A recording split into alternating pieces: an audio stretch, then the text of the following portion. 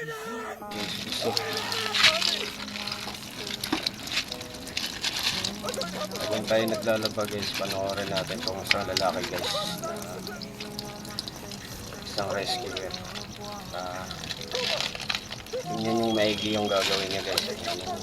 Yung last mensahe niya sa kanyang pamilya. At syempre iiyak din kayo sa mensahe guys. Ayan, panoorin nyo lang guys.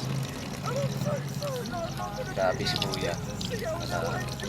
Isa pala siyang rescuer guys na nadulas sa batuhan, tsaka dumiretso siya sa malalim na tubig guys.